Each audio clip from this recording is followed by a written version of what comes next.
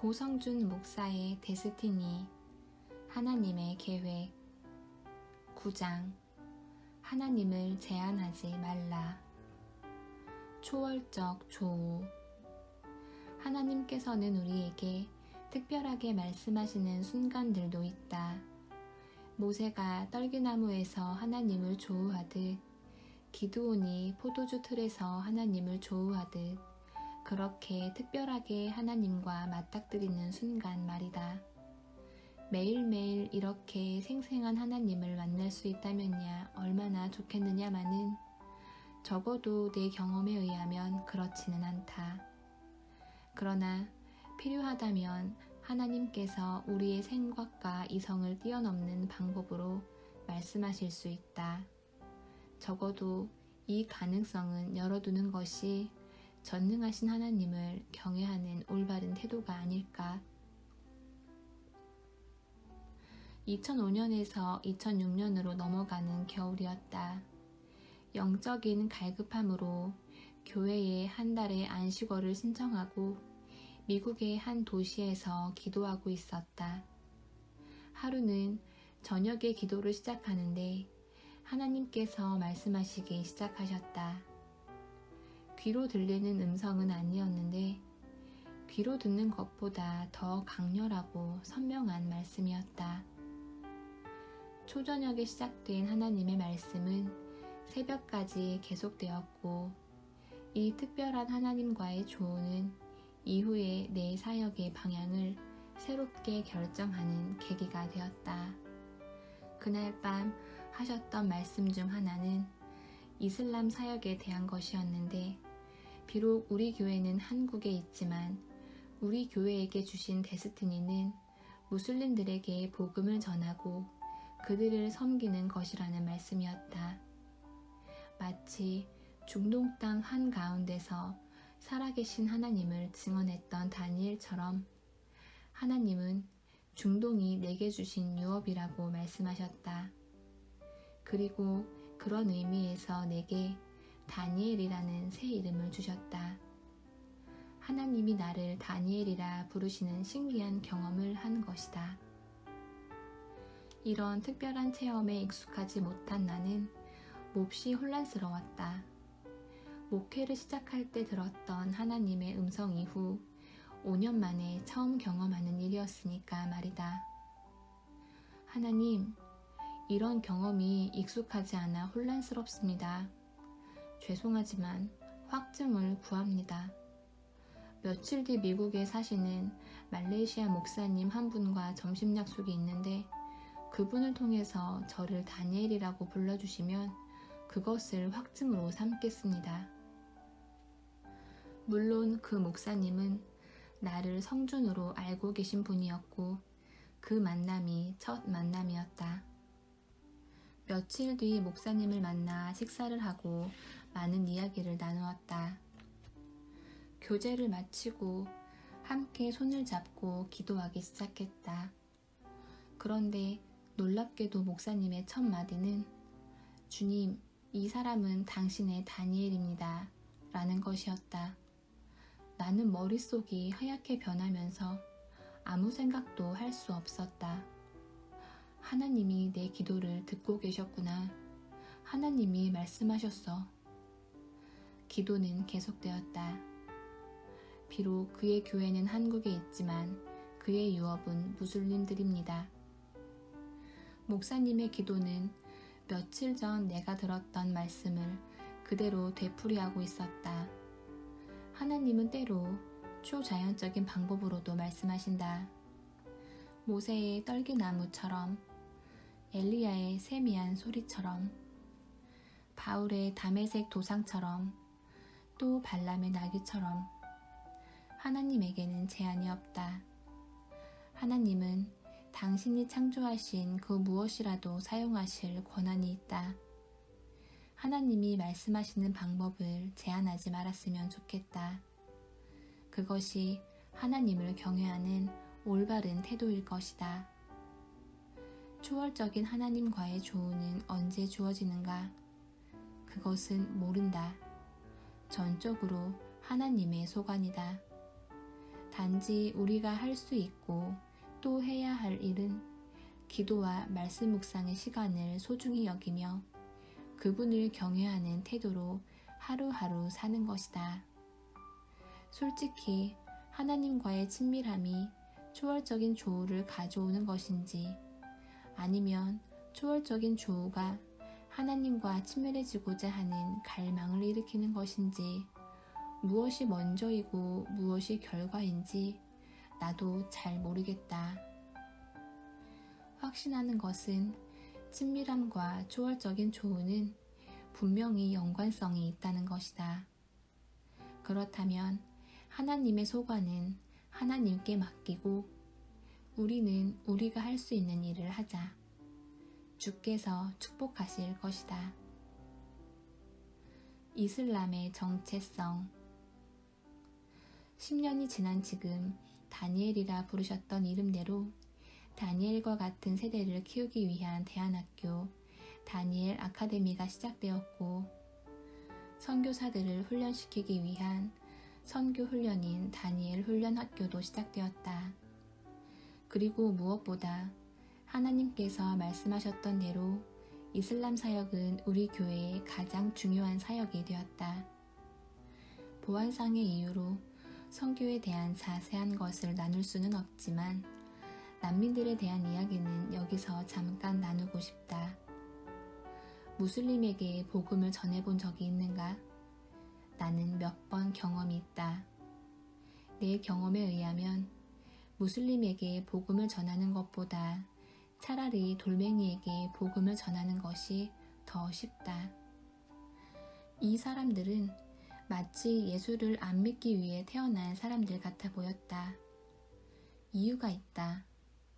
7세기 무함마드가 이슬람을 창시할 때 그는 새로운 종교를 창시한다고 생각하지 않았다.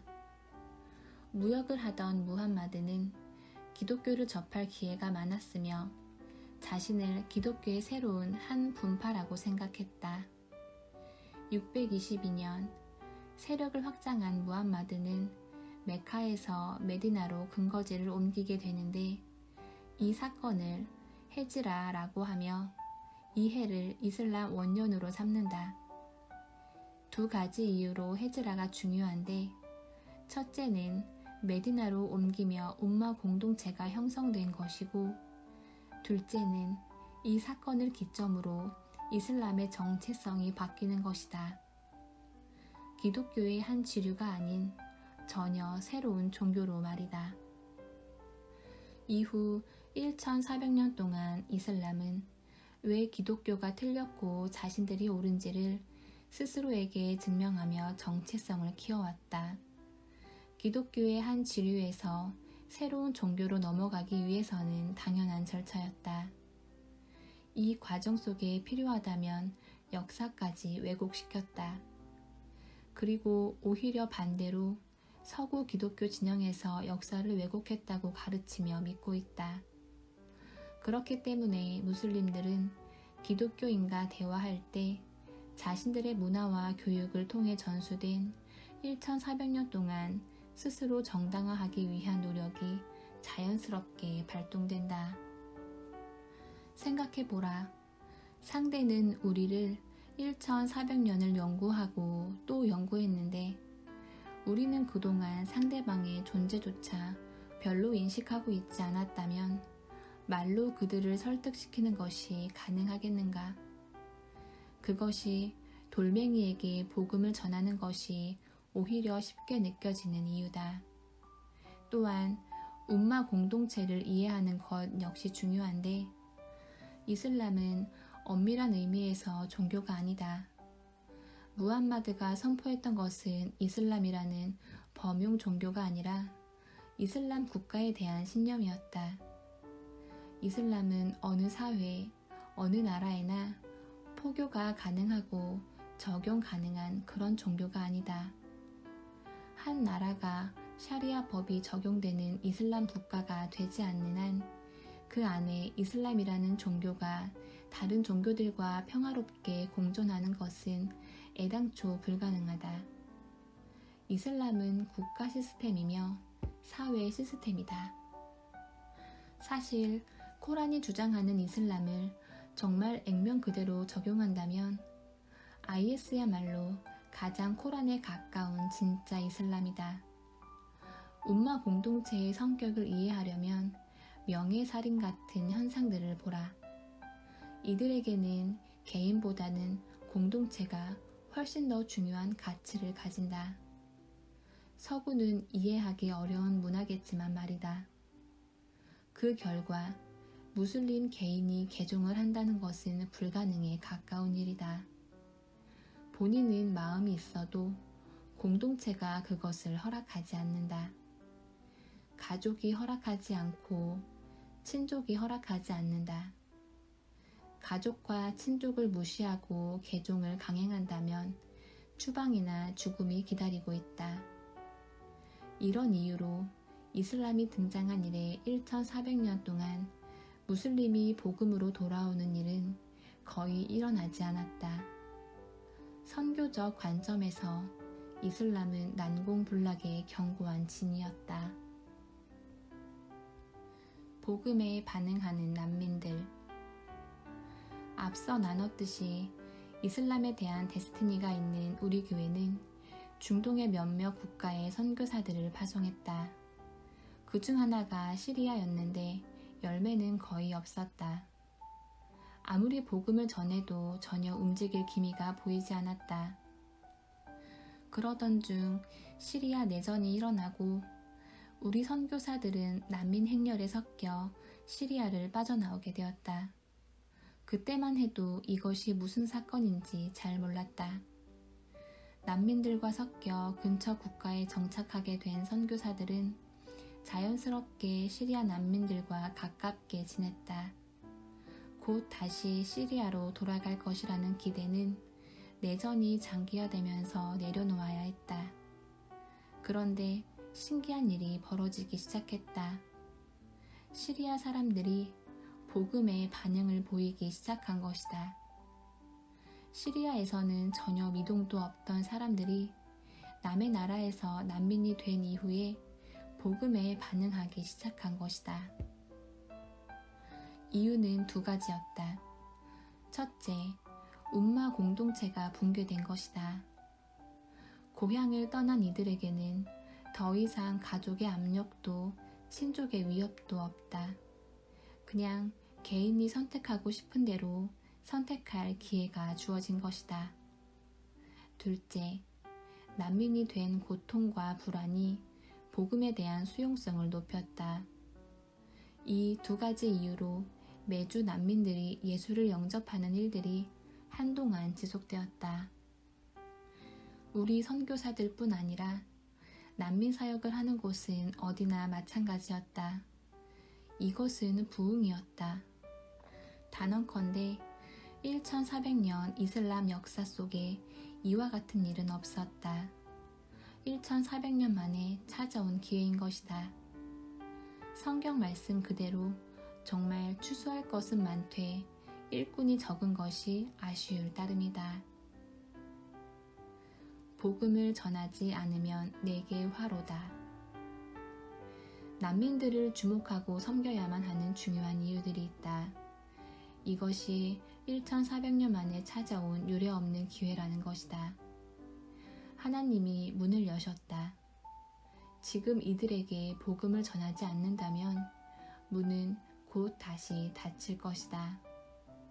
난민들이 정착한 곳에서 개토화가 시작되면 이들은 다시 폐쇄적인 공동체를 형성할 것이고 그때는 복음의 문이 다시 닫힐 것이다. 둘째, 성경은 고아와 과부를 돌보라고 했다. 난민들이야말로 이 시대의 고아와 과부들 아닌가. 이들을 먹이고 돌보는 것은 성경의 명령이고 교회의 책임이다. 아프가니스탄의 탈레반이 어떻게 형성되었는지 아는가?